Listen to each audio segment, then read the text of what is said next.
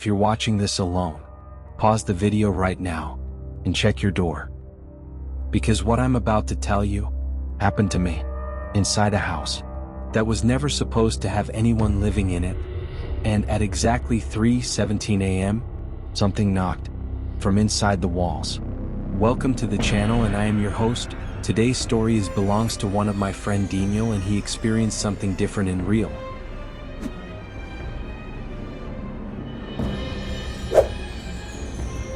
It started as a challenge. That's how most bad decisions begin. My name is Daniel Carter, and about a year ago, I ran a small YouTube channel where I explored abandoned places. Old hospitals, empty schools, forgotten buildings. Nothing too crazy, just enough to give people chills. But views were dropping, and I needed something bigger, something real. That's when I got the email. It came at 2:11 a.m. No subject line, no sender name, just a location pin and one sentence. Stay 24 hours here if you want to meet something real. I should have ignored it. I didn't. The location led me to a small town in rural Pennsylvania. The locals didn't talk much, but when they did, they all said the same thing. Don't stay past sunset. One old man at a gas station grabbed my wrist before I left. His hand was shaking. If you hear knocking, don't answer it. I laughed it off. I wish I didn't. The house sat at the end of a dirt road, surrounded by dead trees. Not dying. Dead. No leaves. No sound. No wind. Just silence. The kind of silence that feels wrong. I started recording. Alright guys, we're here. 24 hours inside this place. I pushed the door open. Creaked slowly, like it hadn't been opened in years. But the floor was clean. Too clean. Nothing happened at first. I set up cameras, checked rooms, typical abandoned house stuff, until I found the bedroom. There was a chair facing the wall, and carved into the wood were words, "Do not turn around." I laughed. I turned around. Nothing. But when I turned back, the chair was facing me. That was the moment I realized this wasn't staged. Around 7 p.m., things changed. The sun was setting, and the house felt alive. I was reviewing footage when I heard it. A whisper, right behind me. "You stayed." I spun around. Nobody. But my camera was still recording. Later, when I checked, the whisper wasn't behind me. It was right next to the mic. If you heard something like that, would you leave immediately or stay for the full 24 hours? Comment, leave or stay. 9:13 p.m. I heard the first knock. Not on the door. Inside the wall. 3 knocks. Slow. Deliberate. Knock. Knock. Knock. I froze. Then it came again. This time, from a different wall. Then another. Like something was moving inside the house. Watching it. One of my cameras shut off. Then another. I checked the footage, and what I saw still doesn't make sense. In one frame, I was sitting alone. In the next frame, something was standing behind me. Tall. Too tall. Its head tilted at an unnatural angle. And then it was gone. Midnight. I didn't want to go down there, but the knocking was coming from below. The basement door was locked, but the handle was moving, slowly, as if something inside was trying to get out. Then it stopped, and I heard it, right on the other side of the door. Breathing. Not human breathing. Deeper. What? Wrong. A voice. "Let me out." I ran upstairs. This is where everything changed. Exactly 3:17 a.m. The house went completely silent. No wind, no creaks, nothing. The knock from my bedroom door. I didn't move. Another knock. Then a voice. Soft. Familiar. "Daniel, it's me." It was my sister's voice. My sister, who died 3 years ago. My hand moved toward the door. Slowly. Something inside me said, "Don't." Then the voice changed. Distorted. Angry. "Open the door." The door handle started shaking violently.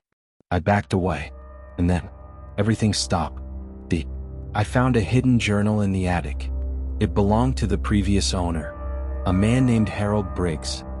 He wrote about the thing in the walls, how it learned voices, how it mimicked people, how it needed permission. It cannot enter unless you let it in. And then the last page. It doesn't want to leave the house. It wants someone to take it out. That's when I realized I wasn't being hunted. I was being chosen. I saw it for the first time, standing in the hallway. Tall, too thin, its arms too long. Its face looked like it was made of stretched skin, trying to imitate a human face, but failing. It didn't walk. It shifted, like frames skipping in a video. And then it spoke, in my voice, "You're almost done. Just open the door." Or, morning was coming. Light started creeping in, and whatever it was getting desperate. Doors slammed, walls shook. The knocking became constant. I ran for the front door, and just as I grabbed the handle, something grabbed my ankle, pulled tight. I screamed and kicked free, opened the door, ran. Didn't look back. I made it 24 hours, alive. But when I got home, I reviewed the final footage, and in the last clip, as I was running out, something walked out behind me, not chasing, not attacking, just follow. And last night, at exactly 3:17 a.m., I heard knocking from inside my bedroom wall. So at the end, tell me, if this happened to you, would you have opened the door at 3:17 a.m.?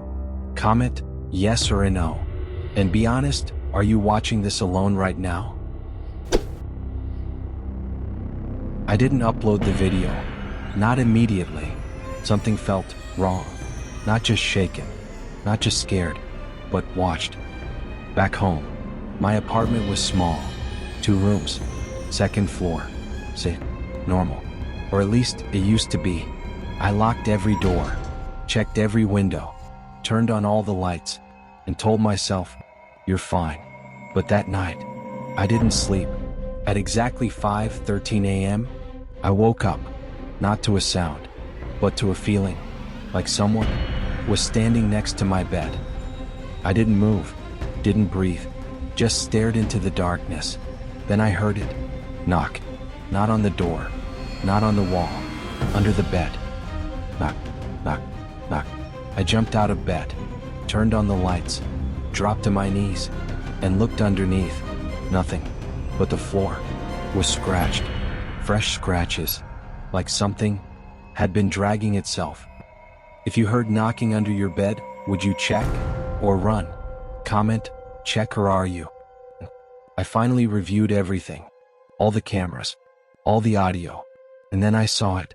At the very end of the footage, right after I escaped the house, the thing stopped at the doorway. It didn't follow me immediately. It stood there, watching, and then it looked straight into the camera and smiled. Its face changed. It became my face. Perfect, exact. And then it stepped out. I started noticing small things. Things moving. Objects not where I left them.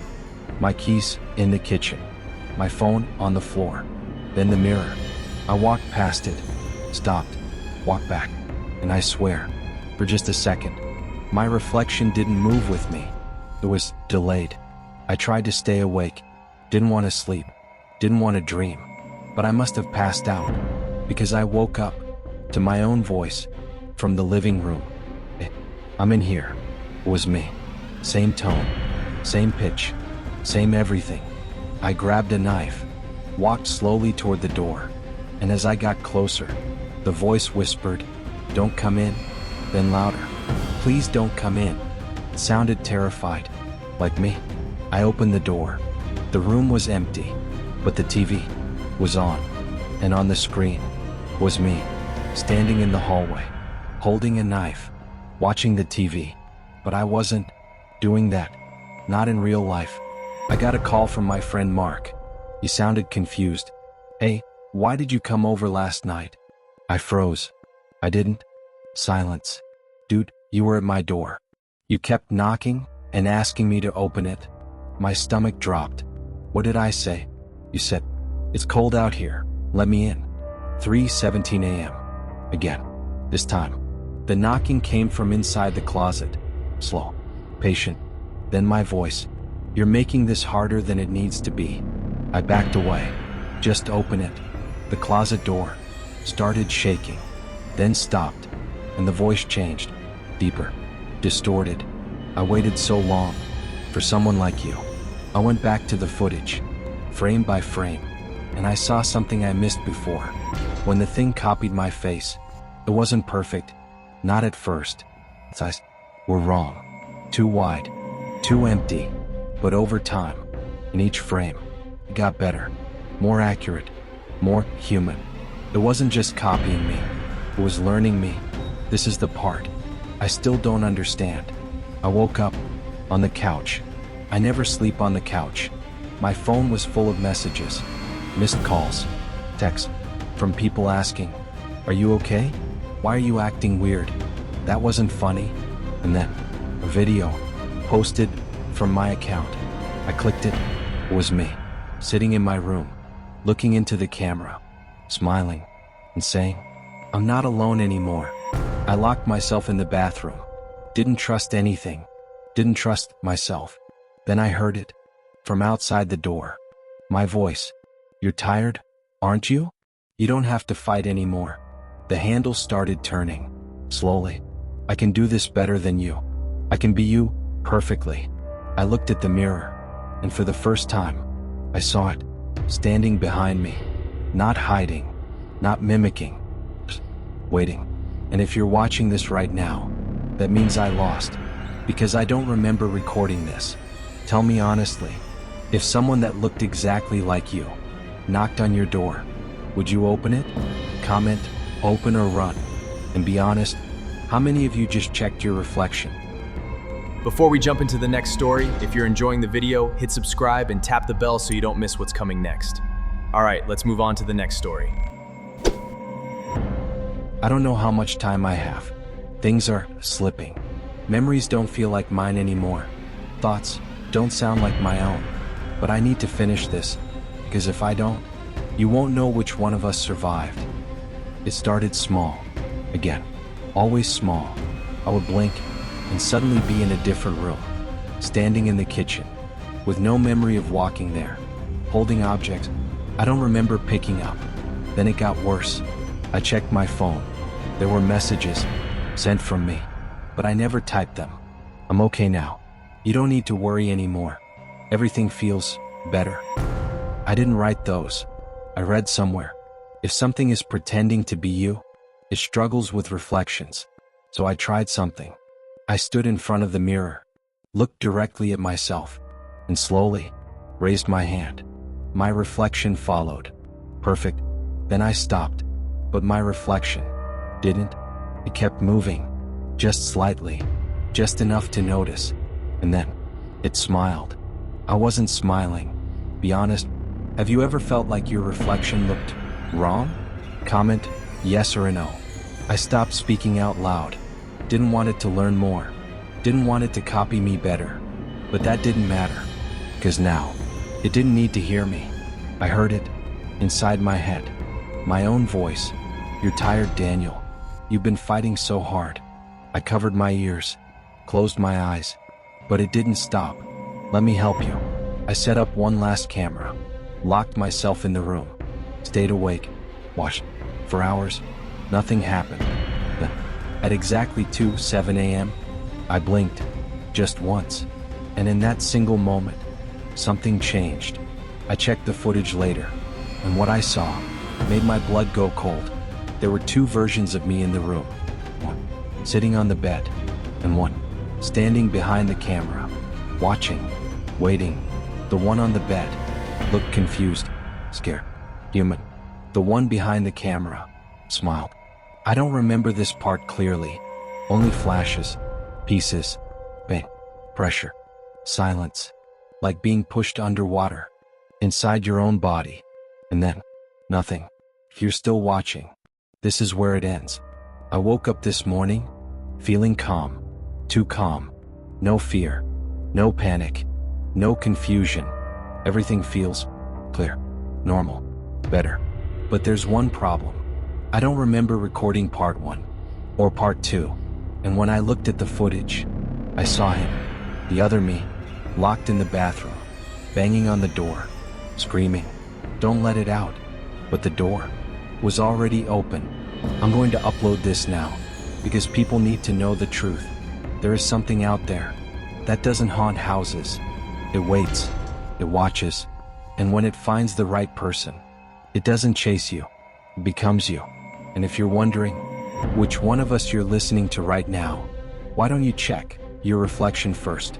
Tell me, if your reflection smiled at you right now, what would you do? Comment, run/ignore/smile back, and tell me honestly, did you just look at a mirror?